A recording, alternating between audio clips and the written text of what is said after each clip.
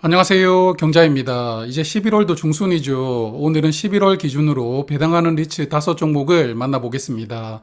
오늘 말씀드리는 종목들은 11월 28일에 보유를 하면 배당금을 받게 되는데요. 그래서 배당락은 29일에 나옵니다. 종목마다 차이는 좀 있는데 리츠는 보통 배당금이 3개월 뒤에 입금이 되더라고요. 그래서 이번 종목들 배당금은 내년 2월 중에 받으실 수 있을 것 같습니다. 11월을 기준으로 배당하는 종목이 현재 5종목이 있습니다. NH프라임 리츠부터 미래에셋 맵스 리츠까지는 1년에 2번 배당하는 반기 배당주이고, 마지막 코람코 더원 리츠는 3개월마다 배당하는 분기 배당주입니다. 오늘은 배당 수익률이 연간 7% 이상 예상되는 세 종목을 말씀을 드리려고 합니다. 리츠는 배당금, 즉 인컴이 투자 목적이 되기 때문에 배당 수익률이 무엇보다 중요한데요. 그래서 세 종목을 한 종목씩 구체적으로 알아보겠습니다. 먼저 코람코 에너지 리츠부터 볼 텐데요. 현대 오일뱅크 주유소를 전국에 168개 자산으로 편입을 하고 있습니다. 그리고 이 리츠는 임차인인 현대오일뱅크가 이 종목의 3대 주주인데요. 지분의 약 9%를 보유하고 있습니다. 리츠 중에서 임차인이 해당 리츠의 주주로 등재되어 있는 경우가 있는데요. 이런 리츠들은 임차인이 계약을 해지할 리스크가 아무래도 적다고 볼 수가 있겠죠. 그래서 저는 좋다고 생각을 하고 있습니다. 그리고 올해 신규 자산을 3개 편입을 했는데요. 물류센터가 2개 편입이 되었습니다. 인천의 청라에 있는 물류센터하고 용인 죽전에 있는 물류센터인데요. 또한 주유소 중에서 좀 애매한 곳들은 용도 변경을 추진하고 있습니다. 내년 말까지 3개의 주유소를 상업공간으로 용도를 변경한다고 하는데요. 그래서 이렇게 기존 자산들을 조금씩 변형시켜 가면서 부가가치를 높이는 노력을 꾸준히 하고 있다고 봅니다. 제가 리츠를 말씀드릴 때마다 대출을 꼭 언급하고 있는데요. 현 상황에서는 가급적이면 대출 기간이 길게 남은 리츠를 투자를 하는 게 유리합니다. 이 종목은 장기 차입금으로 약 7천억 원을 대출을 했는데요. 대출 만기가 2025년 3월부터 6월입니다. 현재 고금리 분위기가 내년에 정점을 찍고 24년부터는 조금씩 누그러질 것으로 보고 있거든요. 그래서 대출 만기가 25년이라면 그래도 대출 리스크는 적은 편이라고 볼 수가 있습니다. 이 종목은 작년 하반기에는 319원을 배당을 했는데요. 배당금에 자산 매각에 따른 특별 배당이 포함되어 있었던 것 같습니다. 그래서 올해 하반기에는 상반기 배당금 수준인 177원 정도를 예상을 해보고 싶고요. 그럼 올해 배당금은 354원이 됩니다. 오늘 주가 기준으로 보면 배당 수익률이 7.3%가 되는데요. 저축은행들 고금리 예금보다 약 1.3% 정도가 높습니다. 아주 매력적인 수익률이라고 보기가 어렵지만 그래도 리츠를 좀 꾸준하게 모아가시는 분들에게는 나쁘지 않은 수익률이라고 생각을 합니다.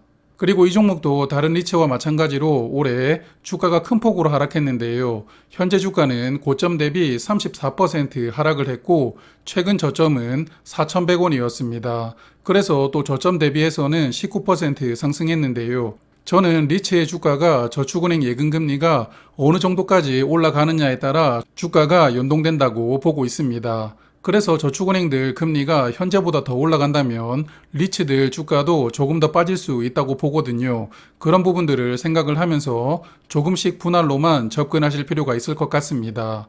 두 번째 종목은 ESR 캔달 스퀘어 리츠입니다. 물류창고를 전문적으로 담고 있는데요. 현재 국내에 18개 물류창고가 자산으로 편입이 되어 있습니다. 물류창고는 대부분 수도권에 위치하고 있고요. 부산에도 2개소가 있습니다. 이 종목은 CPP 인베스트먼트 보드라는 주주가 최대 주주이던데요. 조금 찾아보니까 캐나다 연기금이더라고요. 최대 주주가 좀 특색이 있는 것 같습니다. 그리고 리츠 운용사인 캔달 스퀘어도 지분을 약 6.4% 보유를 하고 있습니다. 다만 이 종목은 대출이 좀 리스크인데요. 총 대출이 1조 700억 원 정도 되는데 그 중에서 내년 12월에 만기가 돌아오는 대출이 약 2,500억 원 정도 됩니다. 전체 대출금의 4분의 1 정도 되니까 적은 수준은 아닌데요. 또한 이자가 2.2%로 계약이 되었더라고요. 그래서 만기 때 이 대출은 금리가 꽤 많이 올라갈 것 같습니다. 나머지 대출들은 만기가 24년 12월부터 26년 12월로 그래도 기간은 어느 정도 여유가 있거든요. 그래서 내년 말에 돌아오는 이 2,500억 원 대출을 최소한의 금리 차이로 연장을 하느냐가 관건이라고 보입니다. ESR 캔달 스퀘어 리츠는 작년 하반기와 올해 상반기에 134원씩 동일하게 배당을 했습니다. 그래서 올해 하반기에도 동일한 배당금 예상을 하고요. 연간 배당금은 268원으로 현 주가 기준 배당 수익률이 7%가 예상됩니다.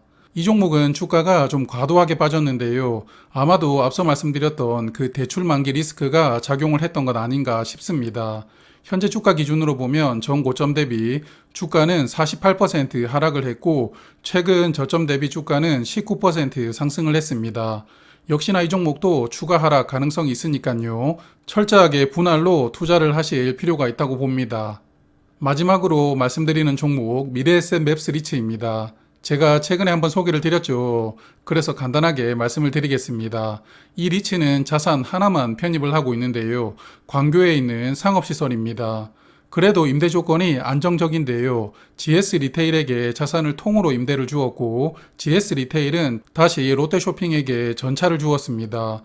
그래서 중간에 GS 리테일이 껴있으니까 조금 별로 아닌가 이런 생각도 드는데요. 하지만 임대료를 매년 2%씩은 고정적으로 상승을 시키는 구조입니다.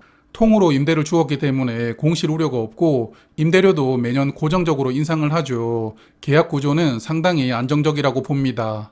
이 종목은 대출 만기가 괜찮은데요. 대출 전체가 25년 3월에 만기가 됩니다. 그러므로 시간이 좀 여유가 있으니까요. 대출 리스크가 다른 종목에 비해서는 적은 편이라고 볼 수가 있습니다. 지난번에 소개를 드렸을 때 올해 배당금을 상반기 배당금 곱하기 2에서 300원 정도라고 예상을 말씀을 드렸는데요. 그런데 이 종목 작년 하반기 배당금이 121원이더라고요. 매년 하반기에 재산세를 납부하면서 배당금이 좀 축소가 된다고 합니다. 그래서 올해 하반기에도 전년 배당금과 동일한 121원 예상을 해보고요. 그러면 연간 배당금은 271원이 되고 현 주가 기준 배당 수익률이 7.9%가 됩니다. 제가 보름 전에 이 종목은 다마볼 리츠라고 소개를 드렸는데 그때 주가가 3,195원이었거든요. 오늘 주가는 3,450원이니까 그래도 보름 사이에 주가가 조금 올랐습니다. 하지만 현재 주가는 여전히 고점 대비 33% 하락한 상황이고요. 최근 저점 대비해서는 13% 올라왔습니다. 앞선 두 종목에 비해서 조금 덜 떨어지고 덜 올라왔다 그렇게 볼 수가 있습니다. 그리고 코람코 더원 리츠는 11월 기준으로 분기 배당하는 리츠인데요. 배당 기준월이 2월, 5월, 8월, 11월이니까 이번 달이 올해 마지막 분기 배당이 됩니다. 이 종목은 올해 상장했던 종목인데 상장할 때 투자 설명서에 기재된 대로 배당을 해오고 있습니다. 그래서 4분기에도 본인들이 예상했던 배당금인 85원 정도를 예상을 해보고요. 그럼 연간 배당금이 291원으로 현재 배당 수익률이 6.4%입니다. 분기 배당을 하는 리츠가 국내 두 종목 뿐이거든요. 그래서 분기 배당 희소성은 있는데 배당 수익률이 조금 애매해 보입니다.